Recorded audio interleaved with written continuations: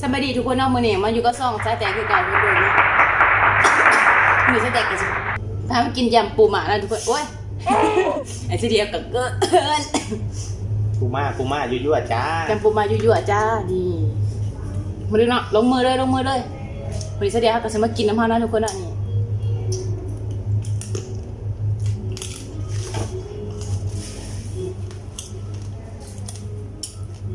แซ่บปูม่าเนาะตัวใหญ่ๆเลยตัวใหญ่เลยนะมาเด้อ FC ทุกคนนะมาเด้อ อันนี้ก็ซูชิอันนี้ก็ซูชินะทุกคนเนาะเนี่ยสมัครน้ำซูชิแล้วมึงเนี่ย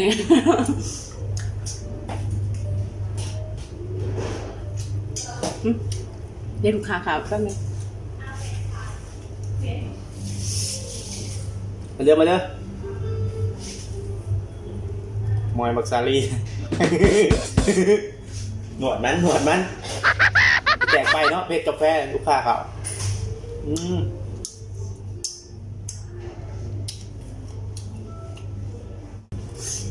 สำหรับคนที่เข้ามาเบิ่งกาแฟคนแรกก็แซ่หน่อยเด้อคนแรกก็แซ่ เบิดปีแต่เสร็จเดี๋ยวมาขับคลิปก็สแตกมาตีพี่สอง กินเนาะกินแต่กิน มาพี่น้องมา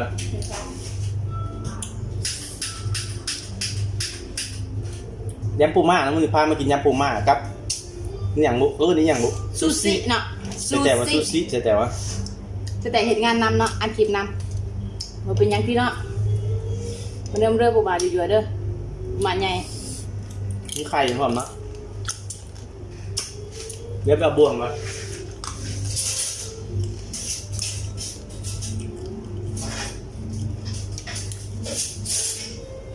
โอ้ย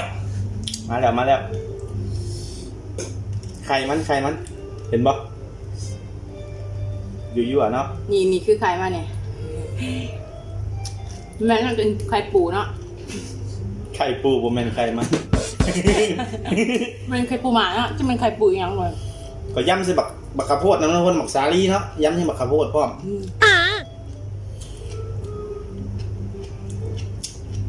แซ่บ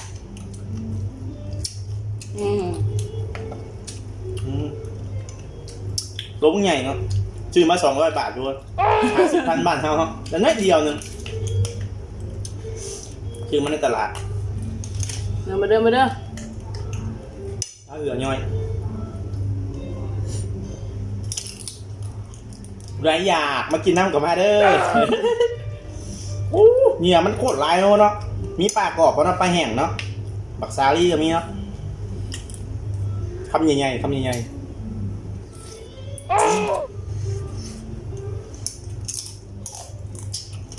ถ้าแจกกินอย่างเดียว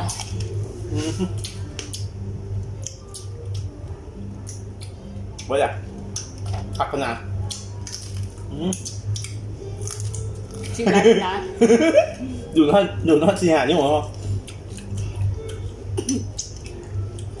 ใช่ใจเป็นไร เดียวกับตาลูกจากโกดเนาะหนึ่งเกมลายเนาะ ถ้าแจกกัน ช่วงนี้ทีเดียวบ่ค่อยได้ลงคลิปเนาะคนเนาะผมมีเวลาเนาะเป็นงานมาใส่ลงคลิปแตกนะ เป็นยังเนาะ เพื่อกินทอดทีเดียวก็ไปซ่องสายเดียวได้เด้อซ่องสายเดียวเนาะ 40,000สิแจกเพชร 40,000 ซับสายเดียวสิแจกเพชรเนาะนี่ปลาแห้งทุกคนปลาแห้ง เริ่มข้าวโพดเนาะข้าวโพดมีค้ากระปู เว เนาะ ลิกูด มินิกุด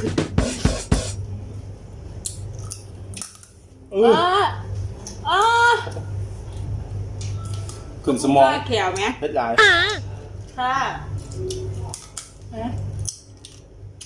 แอบรสชาติไหม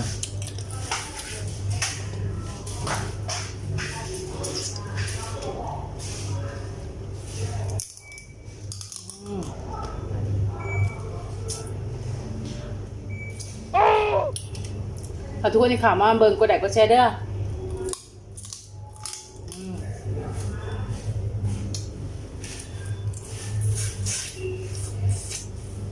เสร็จมานั่งคนเสร็จได้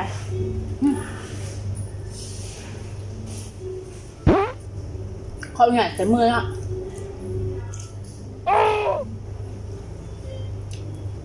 ระวงบ่แซ่บนี่คือปากก่อนนะนี่มาแล้วสู้มานั้นยั่วจ้า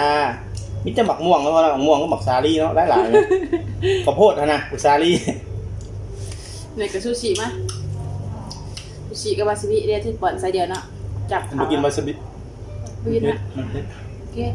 เอาสิจับยังไงอ่ะ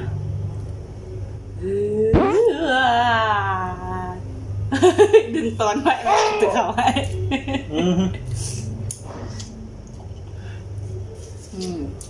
สุดยอดมีกุยอะไรเยี่ยมปูเนาะปูเขากับซิเบิร์ตแล้วเดือดแต่พักกูซื้อกว่าก็จะกินปูไปบ้างยั่วเนาะกินตอนดึกก็สิค่ะเห็นปะ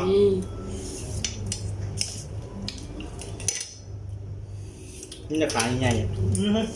ชิ้นได้ขนาดด้วยเรียกแต่มือจังหวะนี่เรียกแต่มือคนเนาะผู้ใดอยากนั่นกับกดไข่ เซ่เด้อไข่ปูไหมไข่ปูปลากรอบเป็นตอนอยู่เนาะทำยังไงเลยซื้อไหมเนี่ย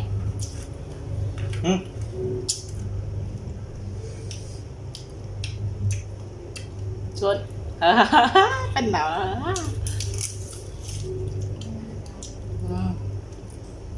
แซ่บดีไหมทุกคนซื้อมาแพงหน่อยเนาะ50,000 กีบหวานเนาะ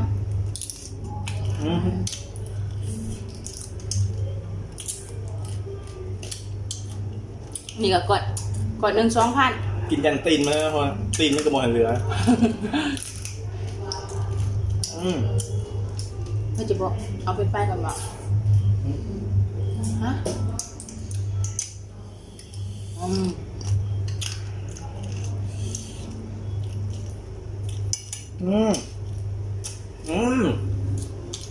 เฮ้ย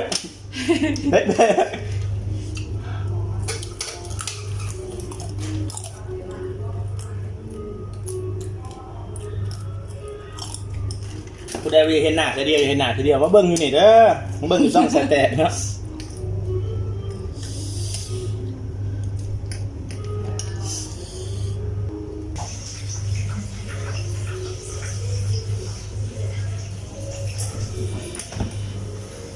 เป็นยังไงบวงใหญ่ปะยังบ่จบยังบ่เบิดเนาะยังบ่เบิดยังบ่จบมาเด้อ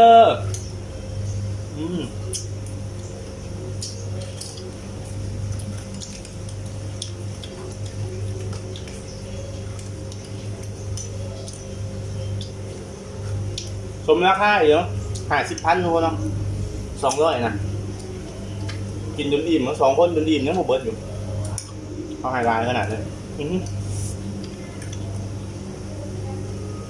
ระแวงเลยย่านลูกค้าเขา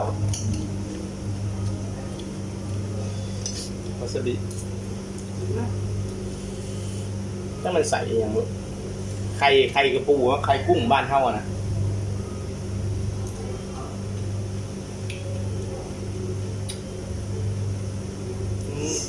เคยเก็บกินแต่ไข่มั้ยกินไข่ยั่วๆจ้าเขาปั้นคนเดียวใช่ไหมใส่ไม่ใช่ไข่เดียวไม่ใช่ไข่เดียวไหมวาซาบิเนาะเผ็ดๆนะรุ่นกินแล้วขึ้นสมองนะเด็กขึ้นมาแล้วทีนึงกินแล้วขึ้นสมองเลยผู้ใดบวกเก่งเนาะ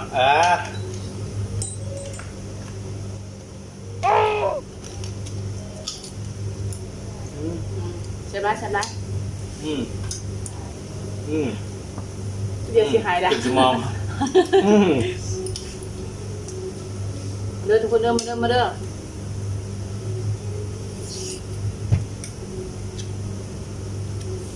นี่มากินปูหมาให้เบิ่งกันทุกคนเนาะ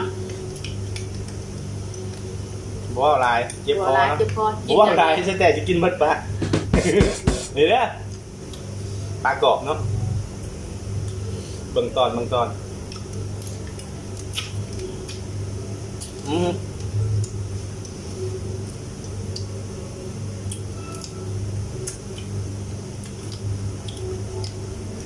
เก่งใจ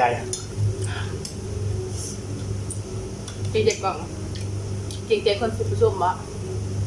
หน้าจะเดียวกับสีส้มๆเลยมั้ง ชม ผม หล่อ ตากับสีโกนๆนั่นนึง ตาบางคนโมเมนต์ได้คนติดเกมแล้วมั้งนี่ของม่วงเนาะสวงหวะแล้วกินของม่วงในบัตรโคลินกับมีคน ๆจะกูบอกเขาจะกินอย่างเดียว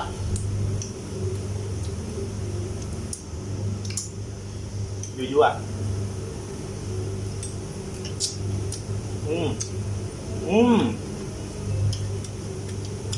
ว่าจะบีบไปนั่งอยู่ อันนี้คือหนวดปลาหมึกแล้วทุกคนว่าหนวดปลาหมึกหน่อยนี่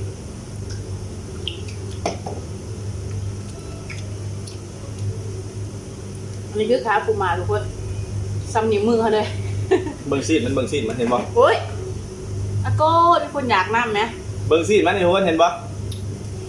เดี๋ยวจะคำใหญ่ๆเลยเนาะคำใหญ่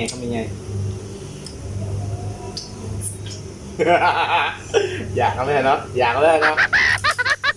อยากกับม้าเนาะไม่ได้วายอย่างเลยเนี่ย เป็นบ้าเนาะ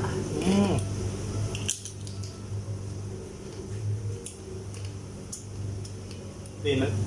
ไปเดินกินคือเสียงเนาะกินคืออยากเลยอู้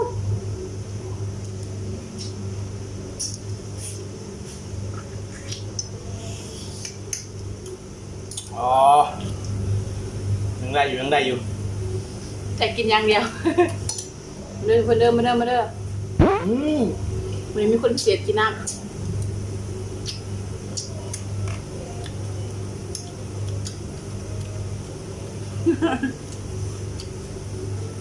เบิ่งว่า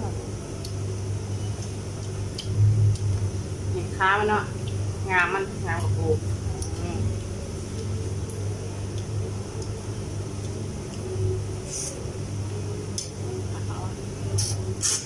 โอ้ต้องกินยาเดียวมันในเวลาแล้วเป็นเวลาเดียวมันเวลากินเบิร์ดปลาซะเดียว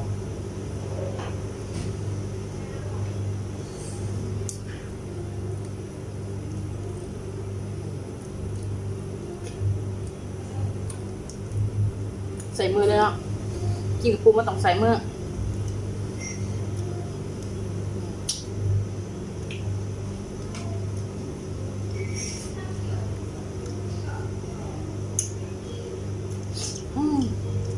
แซมกินอีกก็มีเวลานั่นทุกคนเนาะชัดแจงมากกินยำปูหมักให้ทุกคนเบิ่งแล้วทุกคนเนาะ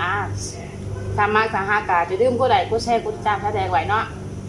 เดี๋ยวพอกันคลิปหน้าเนาะสวัสดีบ๊ายบายทุกคน